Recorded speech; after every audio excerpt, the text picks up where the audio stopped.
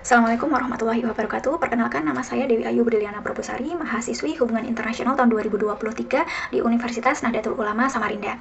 Kali ini saya akan mempresentasikan tentang Tourism and Global Economy. Seperti kita tahu, pariwisata merupakan sektor strategis dalam hubungan internasional yang berfungsi sebagai alat diplomasi budaya untuk memperkenalkan nilai dan juga warisan suatu negara. Juga di sini dapat memperkuat soft power serta mendukung interaksi lintas budaya. Kontribusinya terhadap ekonomi global cukup signifikan karena bisa menyumbang sekitar 10% PDB dunia dengan menciptakan lapangan kerja dan juga memperkuat interdependensi ekonomi antar negara, khususnya di kawasan yang bergantung pada pariwisata itu sendiri. Di sini sebagian dari pembangunan berkelanjutan, pariwisata juga mendukung pencapaian SDGs seperti pengentasan kemiskinan, pertumbuhan ekonomi, dan pelestarian lingkungan melalui kolaborasi internasional. Fenomena globalisasi juga mempermudah mobilitas wisatawan, mau wisatawan domestik maupun global. Namun di sini juga memunculkan tantangan seperti overtourism dan juga ketimpangan ekonomi yang pastinya di sini memerlukan tata kelola global. Nah, di sini selain itu, pariwisata memang kerap menjadi instrumen geopolitik yang digunakan untuk memperkuat posisi negara dalam diplomasi atau sebagai alat tekanan melalui embargo. Contohnya saat di pandemi COVID-19 kemarin, kita cukup tahu bahwa di sini saat pandemi COVID tahun 2019 hingga tahun 2022 cukup memperlihatkan kerentanan di sektor pariwisata ini. Jadi di sini menekankan pentingnya kerjasama global untuk pemulihan, termasuk vaksinasi dan juga pembukaan perbatasan itu cukup penting di saat itu. Tantangan global seperti perubahan iklim dan juga konflik politik juga menuntut respon kolektif seperti pengembangan ekoturism untuk keadaan yang lebih berkelanjutan untuk sektor pariwisata itu sendiri. Dengan berbagai peran strategis ini, pariwisata menjadi sektor penting yang mempengaruhi dinamika ekonomi, politik, dan keberlanjutan global dalam hubungan internasional. Jadi di sini bagaimana tourism and global economy sendiri di Indonesia. Melalui laman beritainilah.com ada 7 tempat favorit turis internasional di Indonesia, antara lain di Bali, Yogyakarta, Nusa Tenggara Timur, Papua, Sulawesi Utara, Gunung Bromo, hingga Nusa Tenggara Barat. Dari 7 tempat yang diangkat tersebut, kita tahu bahwa turis asing lebih tertarik dengan wisata alam atau wisata historis. Indonesia sendiri memang memiliki potensi besar dalam pariwisatanya, namun masalah utama yang dihadapi adalah lemahnya regulasi dan juga pengawasan. Memang karena di sini kurang optimalnya perencanaan yang menyebabkan pengelolaan pariwisata itu menjadi tidak terarah.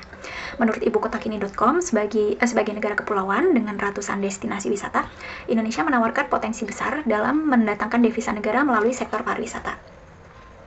Di sini terbukti pada tahun 2023 sektor ini berhasil menghasilkan devisa senilai 14 miliar US dollar atau sekitar 220 triliun di tahun 2023 dengan kursnya masih 15.720. Kalau untuk tahun 2024 ini saya merekam ini di bulan Desember awal, kemarin yang saya tahu itu kursnya 16.300 gitu. Untuk realisasi ini melampaui target awal yang berada di kisaran 9,99 miliar atau sekitar 157 triliun rupiah. Dengan capaian kinerja devisa mencapai 197% menurut Guru Besar Pariwisata Universitas Udayana, yaitu Profesor Dr. I. Putu Anom M.Par. Tata kelola pariwisata di Indonesia sendiri masih jauh dari kata ideal karena memang masih banyak kebijakan yang belum mampu menjawab kebutuhan dari destinasi wisata tersebut. Contohnya yang dihadapi adalah lemahnya regulasi dan juga pengawasan, serta kurang optimalnya perencanaan yang menyebabkan pengelolaan pariwisata menjadi tidak terarah. Kondisi ini sendiri diperburuk oleh tingginya minat dari berbagai daerah untuk menarik kunjungan wisatawan tanpa memperhatikan daya dukung wilayah tersebut. Jadi di sini sebagai mahasiswa sendiri saya punya perspektif bahwa negara bisa melibatkan mahasiswa dalam pariwisata berkelanjutan itu sendiri. Contohnya seperti ini, pemerintah perlu mengubah paradigma pembangunan pariwisata yang selama ini cenderung berorientasi pada kualitas wisatawan menjadi pendekatan yang lebih strategis dan juga inklusif dengan melibatkan mahasiswa sebagai agen perubahannya. Beberapa hal yang dapat dilakukan antara lain, yaitu yang pertama melalui program internship atau magang di sektor pariwisata.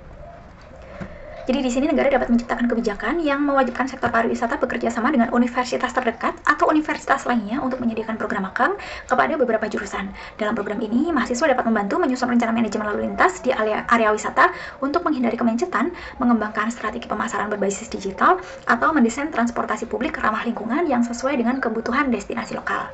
Melalui kerjasama pemerintah dan juga mahasiswa teknologi informasi, sistem reservasi online dapat dikembangkan untuk membatasi jumlah pengunjung destinasi wisata tertentu. Di sini fungsinya adalah untuk menghindari overtourism dan juga mencegah kemacetan di area menuju lokasi wisata. Sistem ini dapat diintegrasi dengan transportasi publik ramah lingkungan untuk memastikan efisiensi dan juga kenyamanan dari wisatawan itu sendiri. Di sini yang kedua ada insentif untuk proyek transportasi ramah lingkungan. Jadi di sini pemerintah bisa membuka peluang bagi mahasiswa teknik dan desain untuk berkontribusi dalam proyek inovasi transportasi seperti pembuatan bus listrik, sepeda bersama, atau kendaraan listrik kecil untuk destinasi wisata. Selain itu, jalur khusus kendaraan ramah lingkungan di kawasan wisata dapat dirancang sebagai solusi konkret mengurangi polusi dan juga kemacetan. Pemerintah di sini juga dapat memberikan hibah atau insentif riset kepada mahasiswa untuk mengembangkan solusi teknologi transportasi ramah lingkungan seperti pengelolaan limbah dan juga desain ekowisata yang lebih adaptif. Mahasiswa dari berbagai disiplin ilmu dapat berkolaborasi untuk menciptakan model pariwisata berbasis komunikasi yang mengintegrasikan pelestarian lingkungan dan juga pemberdayaan ekonomi lokal. Di sini support dari pemerintah dapat mendorong mahasiswa sebagai pionir dalam riset dan juga inovasi berbasis lingkungan. Yang ketiga di sini, pelibatan mahasiswa dalam forum dan juga kebijakan pariwisata sehingga memberikan kesempatan sebagai duta wisata lokal. Jadi Kementerian Pariwisata dan juga pemerintah daerah harus membentuk forum wisata untuk melibatkan mahasiswa sebagai mitra dalam diskusi kebijakan untuk pariwisata di wilayah tersebut. Mahasiswa dapat menyampaikan aspirasi terkait kebutuhan pengelolaan wisata yang ramah lingkungan, sekaligus juga untuk mengawasi implementasi kebijakan di lapangan. Mahasiswa juga dapat ditunjuk sebagai duta atau ambasador wisata lokal dengan tugas untuk mempromosikan destinasi wisata yang masih kurang dikenal melalui media sosial. Mereka juga bisa menjadi fasilitator bagi turis untuk memahami budaya dan juga lingkungan lokal, sehingga meminimalkan dampak negatif dari pariwisata massal. Jadi dari sini negara dapat melihat mahasiswa bukan hanya sebagai pelengkap atau staf saja, tetapi sebagai mitra strategis dalam membangun sektor pariwisata yang lebih berkelanjutan. Karena memang di sini dengan memberikan peluang nyata melalui riset, kebijakan, dan juga program kolaboratif, mahasiswa dapat menjadi garda terdepan dalam memastikan bahwa pariwisata tersebut tidak hanya memberikan keuntungan ekonomi, tetapi juga dapat melindungi lingkungan dan menciptakan pengalaman yang lebih berkualitas bagi para wisatawan. Masukan dari saya, pemerintah Indonesia dapat menerapkan strategi rotasi pembukaan destinasi wisata berdasarkan bulan dan juga wilayah tertentu yang telah disepakati bersama pemerintah daerah. Dengan cara ini diharapkan pengaturan kunjungan wisatawan dapat dikelola secara terencana. Fungsinya tidak hanya untuk meminimalkan overtourism, tetapi juga dapat mengurangi kemacetan serta mendorong penyebaran kunjungan turis ke berbagai destinasi di luar lokasi yang sudah populer. Langkah ini tidak hanya menjaga daya dukung lingkungan di setiap destinasi, tetapi juga memberikan kesempatan bagi kota atau pulau yang kurang dikenal untuk menjadi tujuan wisata unggulan. Selain itu, pembatasan kunjungan ke destinasi tertentu pada periode tertentu bukan berarti menutup sepenuhnya destinasi tersebut, melainkan sebagai langkah pengelolaan yang lebih strategis. Pendekatan ini memberikan ruang bagi pengelola untuk memulihkan ekosistem, meningkatkan kualitas fasilitas, dan melibatkan masyarakat lokal dalam penyempurnaan layanan pariwisatanya. Strategi tersebut juga dapat membantu wisatawan menghindari kendala akibat cuaca yang kurang bersahabat dengan membuka destinasi wisata di bulan-bulan yang optimal sesuai dengan musim. Turis dapat merasakan pengalaman yang lebih aman dan juga nyaman. Pemerintah juga dapat memperkuat sistem informasi melalui peringatan cuaca dan kondisi terkini, baik secara online maupun offline di pusat informasi wisata. Nah, pusat informasi wisata ini tidak hanya difungsikan atau diaplikasikan melalui aplikasi di dalam handphone, tetapi juga ada informasi di tempat wisata itu sendiri atau di hotel-hotel kebiasaan atau biasanya turis-turis menginap di hotel tersebut. Karena di sini diharapkan dengan adanya fitur warning, wisatawan dapat mengetahui kondisi destinasi secara real time dan mengantisipasi hal-hal yang tidak diinginkan, seperti adanya bencana alam yang baru saja terjadi, kondisi cuaca ekstrim, hingga kondisi jalan yang tidak layak.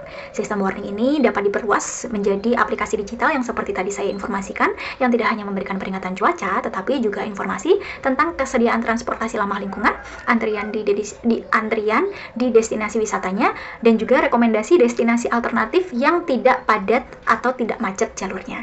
Serta juga dapat memasukkan informasi tentang kepercayaan, tradisi, hingga agama yang dianut penduduk sekitar. Hal ini akan mendukung pengalaman wisata yang lebih personal dan efisien. Di sini untuk membantu turis asing juga untuk mendapat informasi apa yang boleh dan tidak boleh dilakukan atau pakaian yang dikenakan di tempat wisata tersebut. Dengan mempromosikan kekayaan budaya, tradisi, dan keberagaman agama yang tetap harmonis di tengah keberbedaan yang ada di seluruh dunia, Indonesia dapat menyajikan narasi yang lebih unik kepada dunia. Upaya ini saya harapkan tidak hanya memperluas sektor ekonomi melalui pariwisata berbasis komunitas, tetapi juga dapat memperkenalkan Indonesia sebagai negara yang kaya akan nilai-nilai toleransi dan juga persatuan. Strategi ini akan memperkuat citra Indonesia di mata internasional, sekaligus juga memastikan bahwa pariwisata berkembang secara baik, aman, dan juga berkelanjutan. Baik, sekian presentasi dari saya. Ada kurang lebihnya saya mohon maaf. Terima kasih atas atensinya. Sampai ketemu di lain waktu. Wassalamualaikum warahmatullahi wabarakatuh.